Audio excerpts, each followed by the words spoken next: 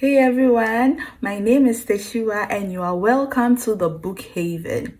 What's the Book Haven? The Book Haven is a community for book lovers like yourself. So we like to read books, we delve into books, we have discussions on the various books, various topics. We are not limited to any specific genre, just books that it spans a whole lot of topics on personal development, heartbreaks, anything you could think of, from fiction to non-fiction, anything. And then we don't just read these books, we want to discuss them and then see how we could apply them to our daily lives. Okay, how to better ourselves using the theories and then the insights gained from these books. So in today's discussion, we'll be reading or we'll be talking about how to deal with. Now, if you're a book lover, I think you would know where I'm going, but because of censorship, I can't really mention the word, so I'll just spell it out.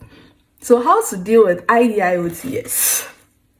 How to deal with IDIOTS and stop being one yourself. Now, this book was originally written by Maxime Rovere. I hope I'm mentioning it right. He's a French.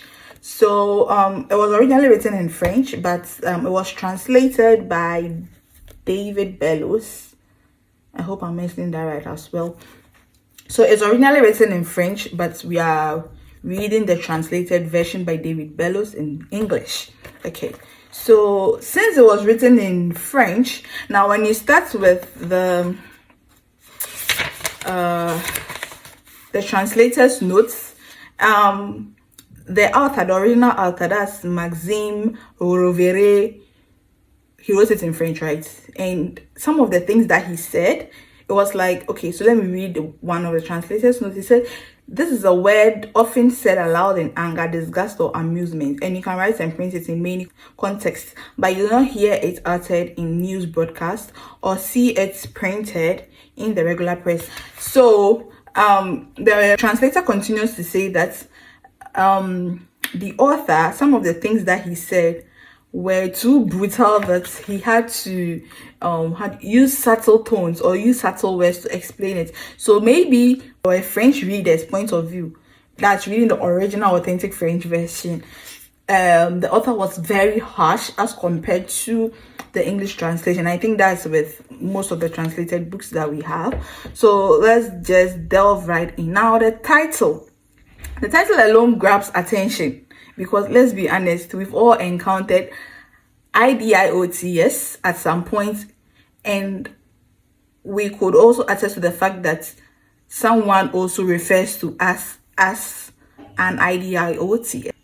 Okay, so maybe our work on social media or even in our personal relationships. Okay, so but here's the catch. The book challenges us to rethink how we define IDIOTS, and more importantly, how we might be one without realizing it. Okay, so to someone, you are an IDIOT, but you don't even know it. So grab a cup of tea, coffee, soda, whatever, and let's dive in. Okay, so we're going to talk about the key ideas in the book, insights, takeaways from this eye-opening read.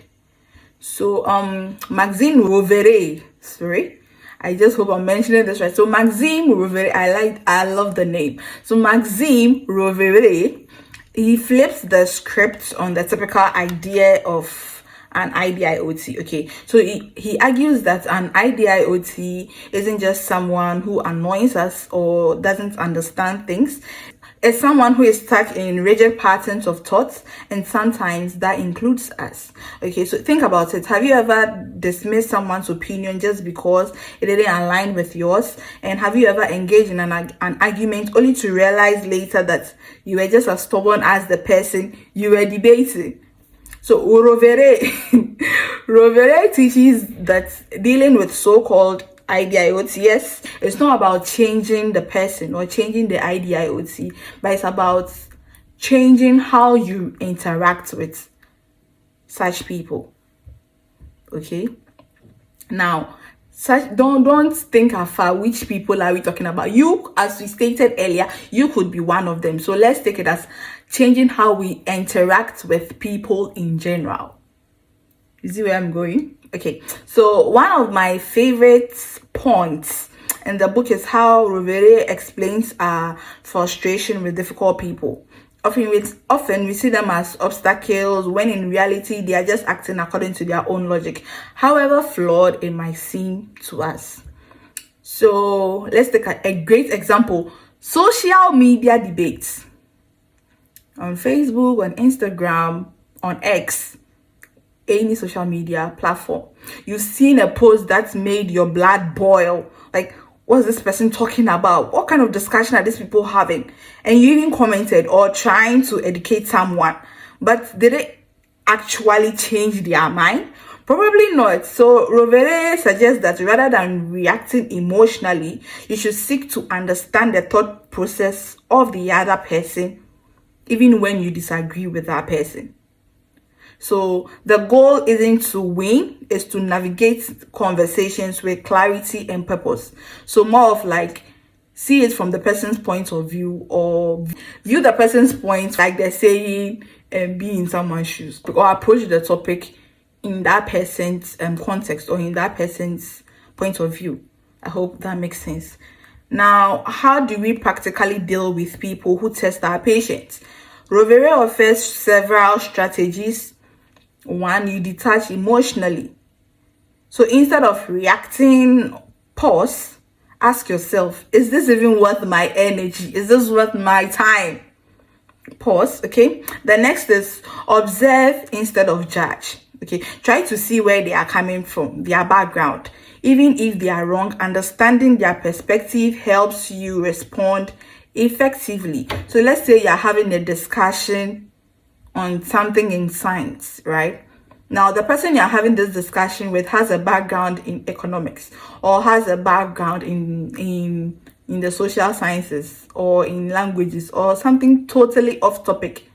Okay, try to see yourself in that person's shoe, or from that person's perspective. Maybe you are using some jargons that the person doesn't understand. Maybe you are from the health background, and you're having, the topic is on something health, right?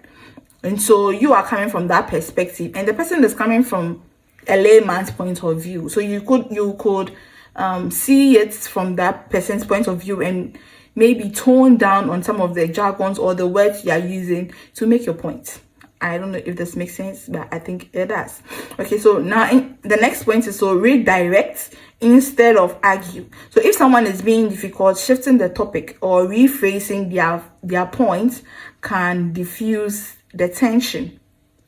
Now with this point, yes, most people wouldn't agree, because let's say we are talking about something and then you are trying to digress or just changing the topic. I think for this particular point, you should tread lightly. Okay, so the next one is control your own idiocy. So sometimes we are the ones being difficult without even realizing it. So practice self-awareness. This is very key. Practice self-awareness. Be self-aware of what you are saying, or whatever point you are putting across. Now let's look at this self-reflection. Are we also IDIOTs sometimes? The answer is yes. Don't even guess. It's yes. So the book isn't just about dealing with others, it's about dealing with ourselves as well. So we all have blind spots, right? We all have moments when we refuse to listen, act out of ego, or let our emotions cloud our judgment. So here's a challenge. Next time you are frustrated with someone, stop and ask yourself, am I really listening? Or am I just waiting to respond? So that shift in mindset alone can transform how we navigate difficult interactions. I think this is clear. Okay, so let's highlight a few key takeaways from the book. The first is, people aren't idiots. Did I just say that? Okay, wait. Let's highlight a few takeaways from how to deal with IDIOTs. The first point is that people aren't actually IDIOTs. They just operate from different perspectives, which could be different from ours. 2, our reactions define the outcome of difficult situations. 3, emotional intelligence and self-awareness help us handle conflicts better. Now, the best way to deal with others is to first manage our own mindset. The book is not just about tolerating bad behavior, it's about learning how to interact with difficult people without losing your sanity. And I think that's a skill that we can all use. So if you've read this book, I'd love your thoughts. You can drop your comments below. What's one lesson that stood out to you? Have you ever changed the way you feel or the way you deal with IDIOTS in your life? And of course, if you enjoyed this discussion, make sure to like, share, and stay tuned for our next book. Thanks for spending time with me. Until next time, this is the Book Haven. Happy reading and stay mindful.